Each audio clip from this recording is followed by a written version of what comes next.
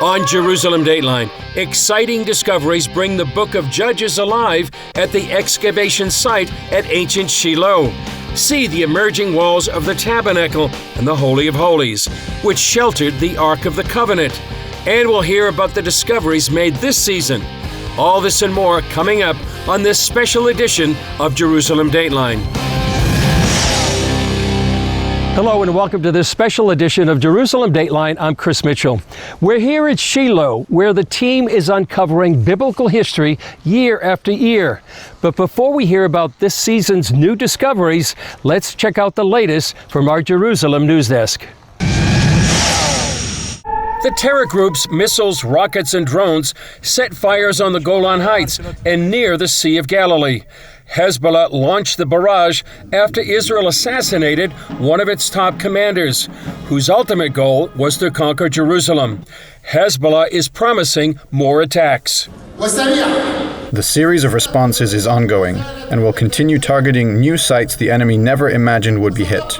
The ongoing assault could lead Israel to launch an all-out war on Hezbollah to enable some 80,000 residents who've been evacuated to return to northern Israel. We know there is still a long way to go, but we are determined to restore security to the north and return the residents safely to their homes. As war inches closer, both Hezbollah and its patron Iran are threatening to obliterate Israel.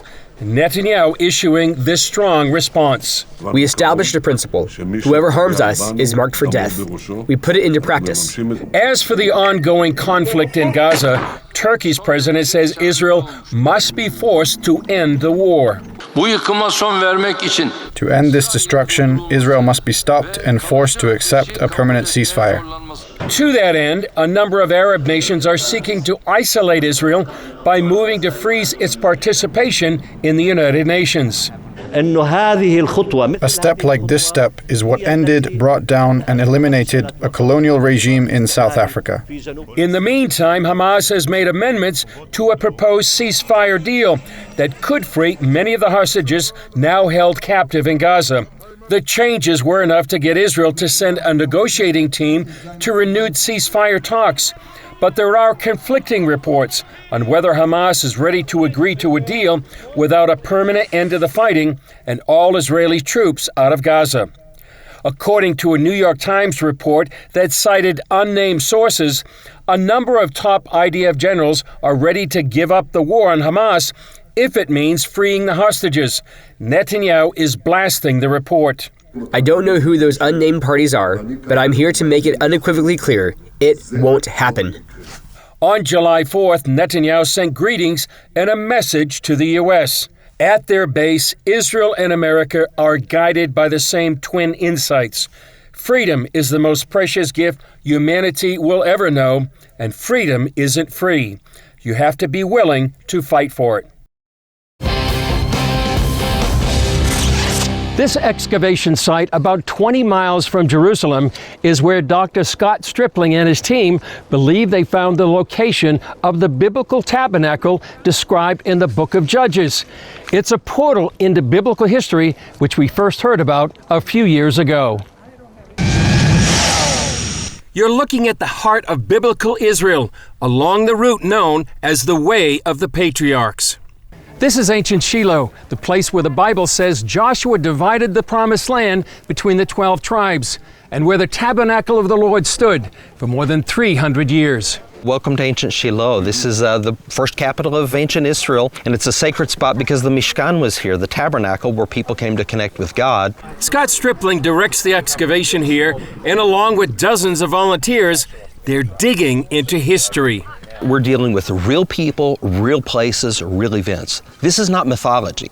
The coins that we excavated today, we're talking about coins of Herod the Great, Pontius Pilate, Festus, Felix, Agrippa the First, Agrippa the Second. The Bible talks about these people. We've got the image right there. That image includes a fortified wall built by the Canaanites.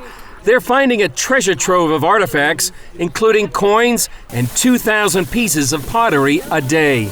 Now this one was from yesterday. It's been washed already. So you see the same form right out of the ground and yesterday. And these are those handles from the stone vessels. Remember Jesus' first miracle at Cana, they were stone jars full of water. That's that ritual purity culture of the first century. An archaeologist looks at these shards as a fine timepiece. Just like your great-grandmother's pottery is different from your pottery that you're using today, and once we learn the pottery, then we can use it as our primary means of dating. Stripling says literally digging into the Bible can change your life. You can read the Bible, you can walk the Bible, but the ultimate is to dig the Bible. You know, when we actually get into the soil, like these students from Lee University, they're literally, it's under their fingernails and in their nose and their mouth and their ears, and they're exposing this ancient culture. It becomes one with you. And sort of like we came out of the soil, and as we dig into this soil, we connect with God and with each other, I think, in a very important way. I love getting my hands dirty. I love digging in the dirt. It's my favorite thing. People from all ages man the dig, with the main drivers being students like Abigail. It's tiring and exhausting, but it's really rewarding. It's exciting to find ancient things that have been laying in the dirt just waiting for us for thousands of years. She says the Bible comes alive in the dirt. I read the Bible totally differently than I did before I came here, and when I read the Bible, I know the places, I know what's going on, I understand it more deeply, especially where previous archaeologists have claimed that the archaeology disproves the Bible, but when we dig here, we find that everything matches. You read it in the Bible, you dig in the dirt, and there it is. Archaeology doesn't set out to prove or disprove the Bible. What we want to do is to illuminate the biblical text, the background of the text. So to set it in a real world culture, to what we call verisimilitude. So we get an ancient literary description. Now we have a material culture that matches that. Chris, you're sitting where Samuel and Eli and Hannah and these people that we have read about, they came just like us, needing answers, needing to connect with God, needing forgiveness. He says they dig into the past and find lessons for the present.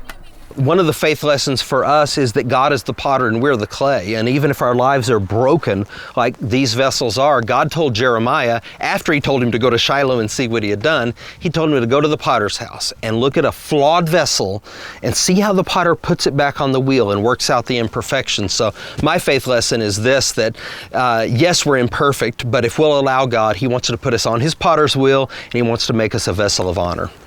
Stripling often cites Psalm 102 that says, "O Zion, your servants take delight in its stones and favor its dust." For me, this is sacred soil. This is where the Mishkan was, which answers that most basic of all human questions. How do I connect with God?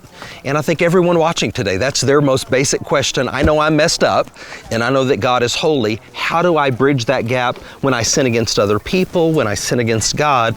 And ultimately, Chris, if the Bible is true, then the God of the Bible has a moral claim on our lives. And as we establish the veracity of the biblical text, I hope that everyone watching will just think about that God loves us and he has a moral claim on our lives. Coming up, excavation director Scott Stripling brings us up to speed on this year's discoveries.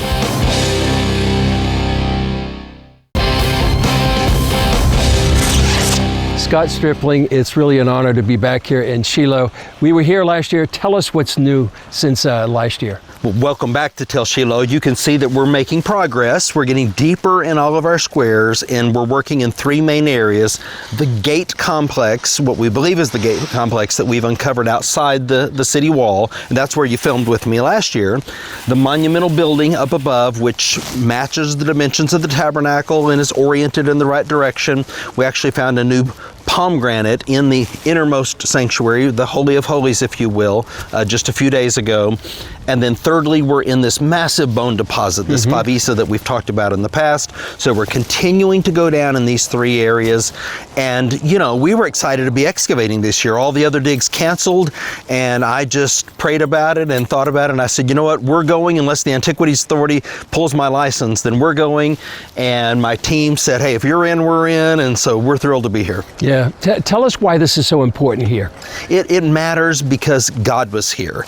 Jeremiah 7:12, go now to Shiloh, God told Jeremiah, where I first caused my name to dwell. See what I did there. And that's what I've come to do. I've come to see what God did here and then to make it known. And of course, you being here today is a part of that story of making known what happened here in history. And do you feel like you're going back? I mean, you're going back to Joshua and beyond. I really do. I mean, I look at this. This is what Joshua saw. This is the fortification wall. This is the gate. It was already here when they arrived. And so I do feel like I'm walking in the steps of Joshua and Caleb and Othniel and Achiel and Hannah and Elkanah and Eli, all these people who were here. In a sense, we get really busy working and, it's tedious. But I stop every once in a while and just say, okay, this is really awesome. We're walking in the steps of amazing people. What's the lesson for us today?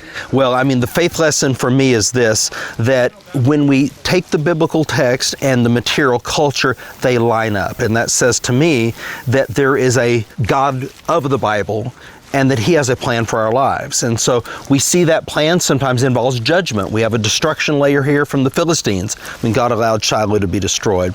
But we also see signs of abundance. We see the tabernacle. We see where people came to connect with God vertically and then horizontally with each other. And I think when the viewers see this, if they'll take that away, then that's going to be a good thing. Yeah, the world is in such turmoil now. Is it a particular lesson for such a time as this? Yeah, it really is. I mean, the world is in turmoil now. You know what? It was in turmoil then. The Philistines were knocking at the gate. They took the Ark of the Covenant, if you can imagine. So this isn't Israel's first crisis. And we see it in the material culture here today. We have a crisis going on around us right now. And in the midst of that, we're trying to be a light, trying to be a blessing. And we know that God is sovereign and he's going to work through all of this. Yeah. Tell us about the tabernacle. How much have you excavated there? Well, we began to excavate this building of the tabernacle in 2017. 1 Samuel 3 says that the temple of the Lord was at Shiloh and the doors of the house of the Lord. So we start getting language that indicates something other than a tent was built here. Then the Mishnah tells us in two places that there was also a permanent building with a tent over it. And that's exactly what we begin to uncover here. We have a large building, monumental in size. It survives to 3 meters in height, which is about 12 feet or so in height. It's 25 meters long, 12.5 meters wide, divided on 2-to-1 ratios like the tabernacle, and it's east-west. Any final thoughts, Scott? Well, I just want to remind myself and remind you and the viewers of what Psalm 102 says. Blessed are those who love your dust and cherish your stones. And we do, and I know your viewers do also, and there's a blessing for those of us who come open-minded with an open heart to God and to his world. Up next, a walking tour of the excavation site at ancient Shiloh.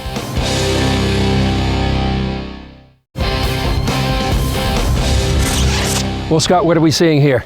You're coming into the entrance of ancient Shiloh, and this is the gate that we have uncovered.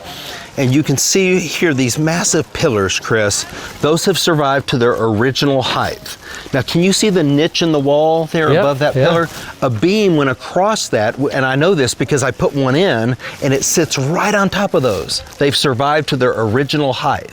So this would have been the entrance to Shiloh? So this was there would have been a roof coming across here, so people would have entered from over here, gone through these pillars underneath this roofed area. So this is the outer gate chamber. Yeah. So you've got a market going on out here, basically. People are buying and selling, bartering and so forth, socializing. When you go through into the inner gate, this is where you encounter the elders, for example, and judgment is meted out on the gate and so forth. Would this be where Eli was? So I'm sure Eli spent a lot of time here, but where he was in the stories we read about in the Bible, if we're correct about this being the gate, would have been that chamber right there. Inside this inner gate is that inner chamber. Can we walk up there? Yeah, let's do it. So this is you can see the symmetry here. Notice how this steps down like this. This is an opening in this wall and a threshold. So this is what we would call the inner gate. So let's go through the inner gate. So we come through here, and now you can see that it opens up, and we have these large ancient walls, and here is an inner chamber within the inner gate. So we would surmise that perhaps a ruler or Eli or someone like this would have sat here in this area. We have a destruction layer. You can see how that burn layer is beneath there. Yeah. And then behind us, you can see the two phases in the wall, the very large stones and then the smaller ones on top of that, which is a later phase, which blocks what I think is the original entrance into Shiloh. So Eli would have been here, and this might have been where he was when he got the bad news? Well, last year I asked you to sit down right there, and I asked you, what do you see? And you looked out and you said, I see the Patriarch's Highway. And I said, you got it, okay? So he's looking out and he sees the runner coming from Effect, 26 miles away. So the situation on the ground, what we call verisimilitude, fits very, very nicely with the biblical text. Wow. Where we go next? Okay, let's go up to the monumental building, what we believe is the tabernacle building. Okay, so this is the pathway, Chris, where I came back in 2016 and walked down here, and all this was underground, and I walked up and drove the first nail for stake to begin the excavation here. It's amazing. Not knowing that I was walking through the gate and staking where the monumental building was. What are we going to see right now? Well, this is what you came to see. This is why people came here, why Jeremiah came here, to see the building of the tabernacle. And if we're right, this building right here, this is your northern wall, that's your western wall across the back. So this wall, Chris, is parallel with that back western wall. And if we're right, then this area right here would have been the Holy of Holies, where the Ark of the Covenant would have been for over 3 centuries. When you realize that, what do you think? What do you feel? Well, I mean, it's pretty amazing. And right where Melody is sitting is where that pomegranate was found just a few days ago, this miniature pomegranate. When you say pomegranate, are you talking something metal or? It's made of faience. It's a type of precursor of glass, if you will, perfectly preserved through our wet sifting system. And that's right where it came from, in the center of the, if you will, the Holy of Holies. So why is the pomegranate so important? Well, the Bible says that the priest had on the hem of their garments, they had bells and pomegranates. And so it's the third one that we have found in association with this building. My understanding is that when they went into the Holy of Holies on Yom Kippur, if perchance the high priest died, the pomegranates would stop ringing. That's what we believe, yes. Yeah. And when they would come out, of course, they would come across this threshold, and then across our path, this is from our area H to our area K, and then over here we're unveiling right now the rest of the wall of the building. So 25 meters long, 12.5 meters wide. You see where the sun's rising? That's east. What's the direction of this building? East-west. So that's what the Bible says the tabernacle was. Wow. Now the two more pieces of the puzzle. Number one, storage rooms all across here where you would store, logically, the tithes, okay? People are not able to go to tabernacle.org and make a secure online donation. They've got to bring commodity. And then the final place I'm going to take you is on the eastern edge of the site to our favisa, our massive bone deposit from the time of the biblical sacrificial system. Should we take a look? Let's go.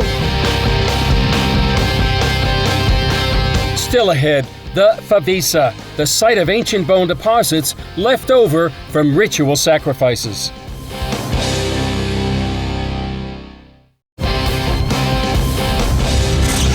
So this is our area D. It's the eastern edge of the site. And back in the 1980s, Bar-Ilan University excavated here at Shiloh for 4 seasons. We're actually the third major expedition here. Ours will be much longer and more expansive than the previous ones. But they uncovered this favisa, this sacred bone deposit, excavated part of it. Now what we've done with our better technology a generation later, we're coming back and finishing this area and analyzing the finds, and it's phenomenal what we're finding. We have in total about 20,000 animal bones that are going to come out of this big bone deposit here, and mixed in with those animal bones are vessels, whole restorable vessels. So you not only bring your animal to sacrifice, but then you give a drink offering, a libation from a chalice or a sacred bowl. It's poured out, a drink offering, and then the vessel is broken because it also has value. On a daily basis, we'll see a thick layer of bones and then a thick layer of pottery on top of that. And it's very rare that we get restorable vessels elsewhere, but here, many of these vessels we can put them back together as if they were broken intentionally. So this is a really interesting area because if you think about the purpose of the biblical sacrificial system, it's so that people like us People like Hannah and Elkanah could come and reconnect with God vertically and reconnect with each other horizontally through the shedding of blood. So let's step down into the epicenter of the favisa. So right here where you're standing now, underneath your feet, is about this much unexcavated bone. All right here. All under your feet. And I know because we excavated this part already and we backfilled it for now, but where you're standing is the epicenter of this favisa. These silos right here were cut into it in a later period, and then bones and pottery were scattered, but then part of it was not cut into. And so next season we'll get to this area where you're standing. So you must come back next year and see this. I mean, it is going to be boxes and boxes, thousands of bones, and each one of those bones meant something.